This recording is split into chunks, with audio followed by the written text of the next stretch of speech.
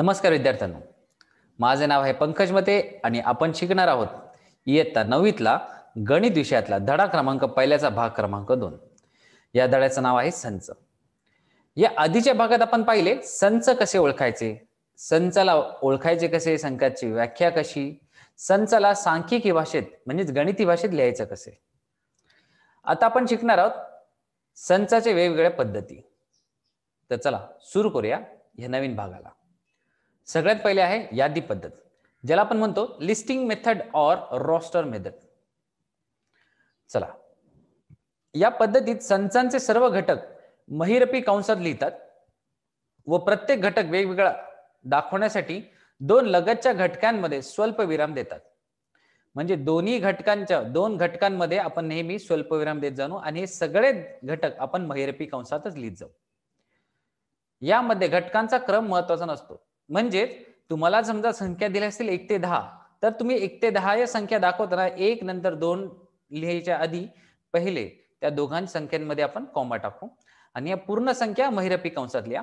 परंतु ह्या संख्या एका सरळ रेषेत लिहिणे महत्वाचे नाही. म्हणजे तुम्ही 1 नंतर 3 लिहू शकता, 3 नंतर 10 लिहू शकता, त्यांचे महत्वाचे नसते, त्यांचा क्रम महत्वाचा नसतो.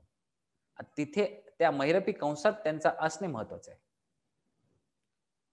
पण सगळे घटक दर्शवणे आवश्यक असते. म्हणजे 1 ते 10 संख्या लिहायच्या असतील तर आपल्याला 1 ते 10 या सगळ्या संख्या दर्शवायच्या महत्वाच्या आहेत. मग त्याचा क्रम महत्वाचा नाही. दुसरी गोष्ट आपल्याला काय काय करायचंय, पहिल्यांदा महिरपी कंस घ्या, त्यानंतर त्यामध्ये संख्या लिहा, दोन संख्यांच्या मध्ये आपण कॉमा टाका किंवा आपण स्वल्पविराम द्या. त्यानंतर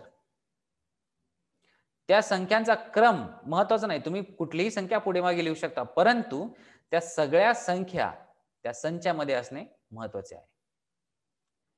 आता आपण काही उदाहरणे घेऊ, त्यावरून आपल्याला कळेल संच यादी पद्धतीत कसे लिहितात ते. उदाहरण 1 ते 10 मधील विषम संख्यांची यादी पद्धतीने पुढील प्रमाणे लिहिता येते. आता विषम संख्या आपल्याला माहिती आहेत 1, 3, 5, 7, 9. जसे ए ला आपण लिहिले महिरपी कंसात, ए बरोबर संचाला आपण नाव दिले ए, कारण आपल्याला माहिती आहे संच जर लिहायचा असेल तर तो नेहमी कॅपिटल अक्षरानेच इंग्रजीच्या लिहिला जातो, म्हणून ए घेतला. महिरपी कंसात लिहिले 3, 5, 7, 9. त्यालाच आपण काय म्हटले, आपण त्यांचा क्रम महत्वाचा नसतो पण ते असणे महत्वाचे आहे, तर आपण त्यांचा क्रम चेंज बदललेला 7, 3, 5, 9. तर अशा प्रकारे आपण ते दाखवू शकतो. पुढचं उदाहरण आहे रिमेंबर. या शब्दातील अक्षरांचा संच आपल्याला लिहायचा आहे.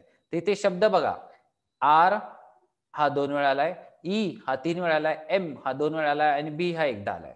म्हणजेच काय, रिमेंबर या शब्दामध्ये आर ई एम बी हे 4 इंग्रजीतले अक्षरे आलेली आहेत.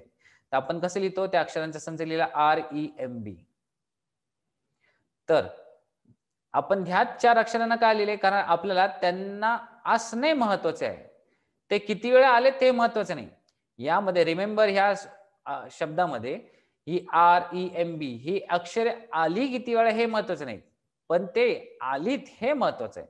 म्हणून आर ई एम बी हे अक्षरे आपण अधिक वेळा आली म्हणून ती लिहिली आणि बी हा शब्द एकदाच आला म्हणून तो एकदा लिहिला. आता दुसरे उदाहरण ते म्हणजे गुणधर्म पद्धती. याचा काय म्हणतात, रूल मेथड और सेट बिल्डर फॉर्म.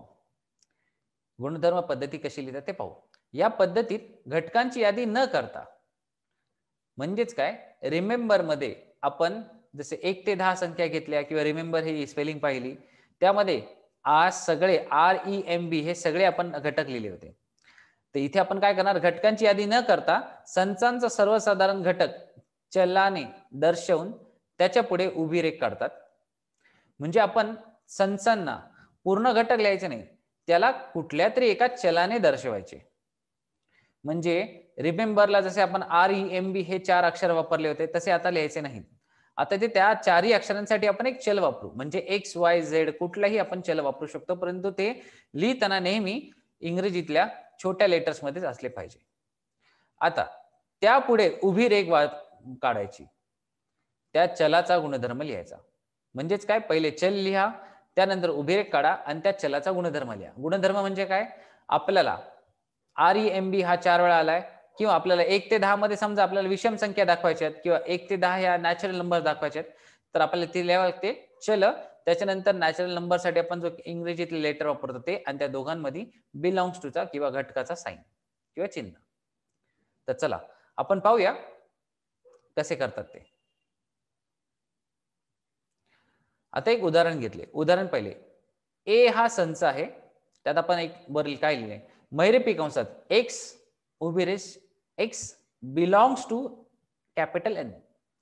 म्हणजे एक्स हा एन चा घटक आहे, ज्यामध्ये एक्स ही संख्या 1 पेक्षा मोठी आहे परंतु 10 पेक्षा लहान आहे. तर हा आपण असा लिहितो गुणधर्म पद्धतीत संचाला.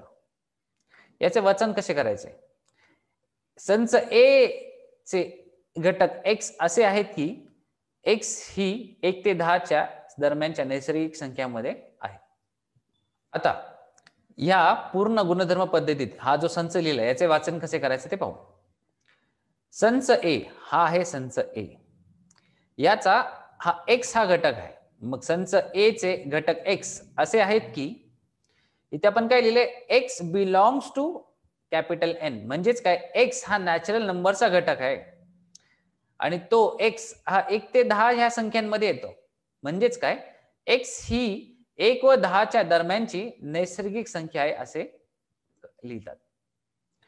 पुढचा घेतला बी इज इक्वल टू, बी बरोबर महिरपी कंसात एक्स उभी रेष एक्स ही 1 ते 10 मधील मूळ संख्या आहेत.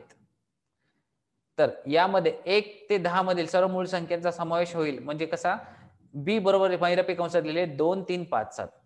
तर अशा प्रकारे आपण यादी पद्धतीने आपण याला लिहू शकतो. तिसरं उदाहरण, क्यू हा परिमेय संख्या संच गुणधर्म पद्धतीने पुढील प्रमाणे लिहिता येतं. म्हणजे आपल्याला परिमेय संख्यांना जर लिहायचं असेल आणि परिमेय संख्या आपण क्यू ने दाखवणं, तर कसे लिहिले जाते? तर क्यू बरोबर महिरपी कंसात पी छेद क्यू. कारण आपल्याला माहिती आहे परिमेय संख्या नेहमी एम छेद एन ह्या स्वरूपातच असते. म्हणून आपण काय लिहिले, पी छेद क्यू उभी रेष पी, आपण तिथे कॉमा टाकला.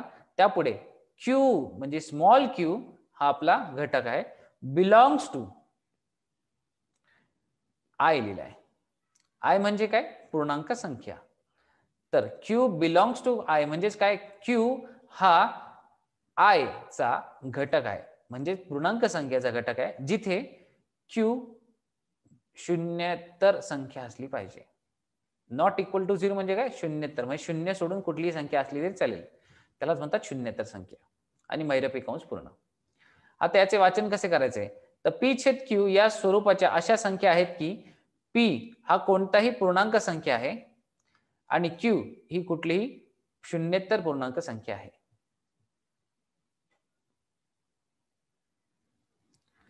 आता पुढचं उदाहरण घेऊया. गुणधर्म पद्धती आणि यादी पद्धत आहे. तर आपल्याला इथे गुणधर्म पद्धतीत आपण संख्या कशा लिहिल्या ते बघून पहिल्या, किंवा एखाद्या संचाला कसं लिहिले ते बघू. त्यालाच आपण यादी पद्धतीत कसे लिहायचे तेही पाहू. तर पहिले आहे संच ए दिलाय, महिरपी कंसात एक्स उभी रेष एक्स. हा एक्स हा डिव्हिजन या शब्दातील अक्षर आहे.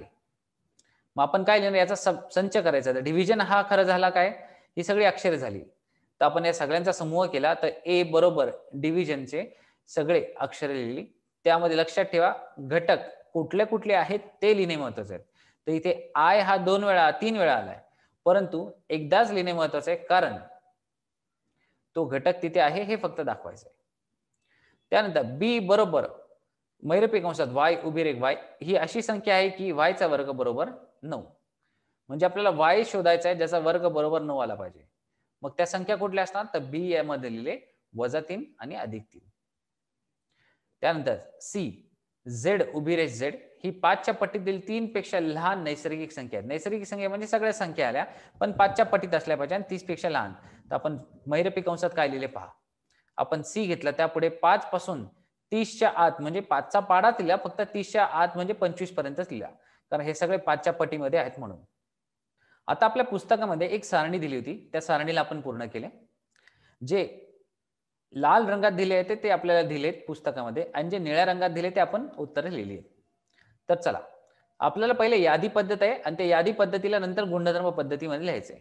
तर सुरुवातीला काय दिलेत, ए हा संचाला काय लिहिले, महिरपी कंसात 2 4 6 8 10 12 14. म्हणजेच काय, इथे पाहू शकता या सगळ्या समसंख्या आहेत. 2चा पाढा म्हटलं तरी चालेल किंवा या सगळ्या समसंख्या आहेत, परंतु या सगळ्या समसंख्या 15च्या आत आहेत. तर आपण गुणधर्म पद्धतीत कसे लिहिणार? तर ए हा संच आहे आणि कंसात लिहिला एक्स उभी रेष एक्स हा घटक झाला. तर एक्स ही 15 पेक्षा लहान सम नैसर्गिक संख्या आहे असे आपण लिहिले. त्यानंतर दिले बी बरोबर महिरपी कंसात एक्स उभी रेष एक्स ही 1 ते 10 मधील पूर्ण वर्ग संख्या आहे. पूर्ण वर्ग म्हणजे काय? एक्स ही अशी संख्या आहे जी 1 ते 20 मध्ये येते आणि ती संपूर्ण वर्ग आहे. म्हणजेच कुठली? तर आपल्याला येते 0, 4, 9 आणि 16. तर आपण यादी पद्धतीत आपण त्या सगळ्या संख्या लिहिल्या. आता पुढे दिलाय सी बरोबर कंसात महिरपी कंसात AEIOU. याचा अर्थ काय? हे खरं तर इंग्रजीतले सगळे स्वर आहेत. जसे आपल्या मराठीमध्ये अ आ ई आपण असे म्हणतो, तसंच इंग्रजीतले AEIOU हे सगळे स्वर आहेत. तर आपण लिहिताना कसे लिहिणार? सी बरोबर कंसात झेड उभी रेष झेड, त्यानंतर लिहिले झेड इंग्रजीतील लिपीतील स्वर आहेत असे आपण लिहितो. त्यानंतर आपल्याला प्रश्न होता डी बरोबर महिरपी कंसात वाय उभी रेष वाय हा इंद्रधनुष्यातील रंग आहे. तर आपल्याला काय, वाय हा असा घटक आहे जो इंद्रधनुष्यातील रंगांमध्ये येतो किंवा वाय हा इंद्रधनुष्यातील जेवढे रंग आहेत त्या घटकांना दर्शवतो. तर आपण काय करायचंय, गुणधर्म पद्धती आपण लिहिले की वाय हा आपण चल वापरले. कशासाठी? सगळ्या घटकांसाठी. तर इंद्रधनुष्यातील रंग दर्शवण्यासाठी आपण काय शब्द वापरला किंवा काय अक्षर वापरले? वाय. परंतु यादी पद्धतीमध्ये आपण घटक संपूर्ण सगळे लिहितो. मग आपण ते सगळे घटक एकसाथ लिहिले. ते ताना पिही निपाजा म्हणजेच काय, तांबडा, नारिंगी, पिवळा, हिरवा, निळा, पारवा आणि जांभळा.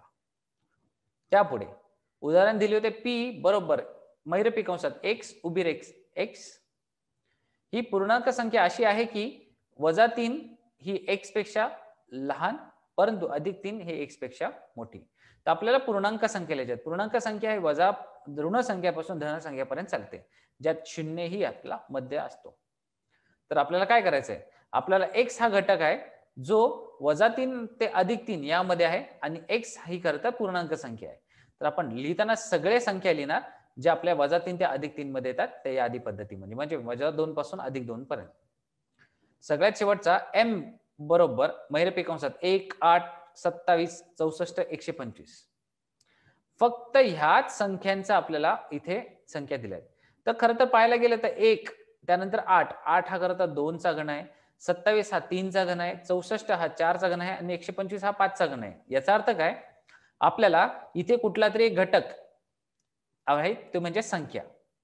त्या संख्याचा आपण वर्ग काढला तर आपण संख्यांना आपण एका चलाने रिप्रेझेंट करू किंवा दर्शवू. तिथे आपण काय लिहिले, एम बरोबर महिरपी कंसात एक्स उभी रेष एक्स, एक्स हा घटक आहे आणि हा घटक हा धनसंख्यांचा धन पूर्णांकांचा घन आहे. घन म्हणजे क्यूब आणि धन म्हणजे सगळ्या पॉझिटिव्ह किंवा शून्याच्या उजव्या बाजूच्या सगळ्या संख्या. तर आज आपण काय शिकलो? आज आपण शिकलो संचाला 2 वेगळ्या पद्धतीत कसे लिहायचं ते. त्यानंतर आता आपण सुरू करणार आहोत सराव संच, ज्यामध्ये आपण ह्या दोन्ही व्हिडिओमध्ये आपण जितका काही अभ्यास केला किंवा जे काही शिकलो त्यावरती आधारित प्रश्न असणार. तर चला पुढच्या भागामध्ये आपण सराव संच सोडूया.